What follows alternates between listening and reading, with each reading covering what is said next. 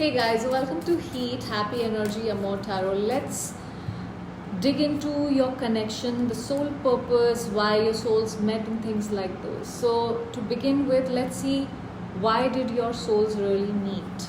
Okay, we have 9 of Swords, 8 of Swords, 5 of Swords. All right, this seems like confrontation, inner mental and emotional prisons. Okay, 9 of Swords is about anxiety, sleepless nights, guilt. 8 of Swords is feeling trapped. It's about the limiting belief system, the fears because of those belief systems or certain conditioning.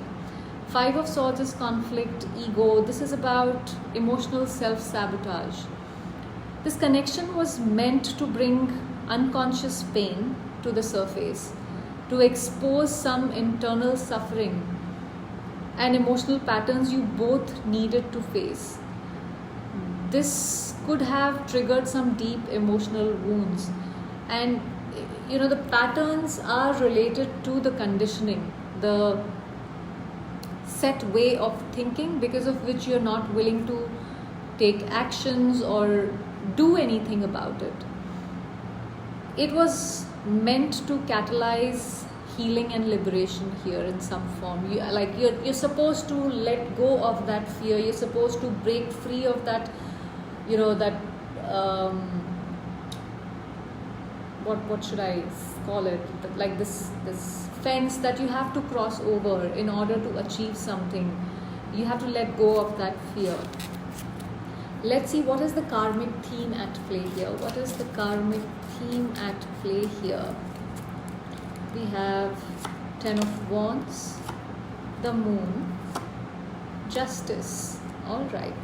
See, 10 of Wands is carrying some sort of emotional burdens. It's about responsibilities that possibly aren't fully yours. That is also a thing here. The Moon is illusions, fears, confusion, the subconscious wounds. Justice can be the karmic balance, the accountability, the truth in the situation. This is a karmic theme about learning emotional accountability. Trust among this illusion that or the fears that the Moon is bringing here. You both may have struggled with emotional clarity or avoiding your truth or the truth of this situation or the connection. But this connection forces some sort of a reckoning here. It asks you, are you owning your truth or avoiding this truth? Let's see what are the lessons you are learning right now. What are the lessons my viewers are learning right now? The Hermit, 3 of Swords, Emperor. So Hermit is about solitude, it is about reflection, it is about soul searching. 3 of Swords is a heartbreak, it's grief, it's pain. Sometimes it's a third party situation or some sort of betrayal as well. Emperor, the boundaries, putting emotions on the side, being very in control of emotions. You're learning to heal heartbreak through deep inner work. You're being called to move from emotional vulnerability into personal empowerment, where you don't look at things with your heart space anymore. You use your mind to see what you need to do here. It is to become your own anchor and develop that spiritual resilience. Like the lesson is to lead yourself from pain into purpose. Okay. Let's see what is the lesson your person is learning right now. What is the lesson my viewer's person is learning right now?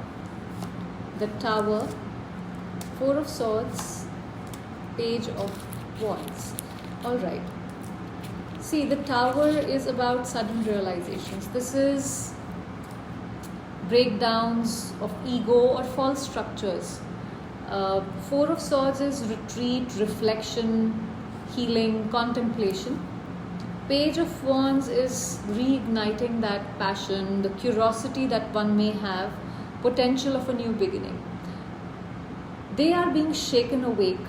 Their current lesson is learning how to rebuild from what may have cracked, what the illusions or old patterns were. Maybe that's what the moon was there earlier for. They are learning to reconnect with their own authentic energy, possibly. But they are still resisting or avoiding full engagement because of this, Four of Swords, where you're just taking a pause. So it's not a very fast moving energy here. Let's see if the contract between the two of you complete, or is it ongoing? Is this contract between my viewers and their person complete or ongoing? Two of Pentacles, Page of Swords, the World. See, Two of Pentacles is when you're still juggling, still weighing something. It's balancing unfinished business. Page of Swords is curiosity, watching from a distance, but not acting upon it. The World is about completion and spiritual graduation, let's say. This contract is nearing a completion, is what I would say, but it isn't quite finished, not yet. There is still something to be learned, to be closed. There is some lessons which are still pending here. You may not need to romantically reconnect, but there's a soul lesson that may still unfold or require inner closure here. I'm not saying you will not reconnect romantically, but for some of you, maybe you will not, or the reconnection or the lesson may not require the soul connection here romantically at this point.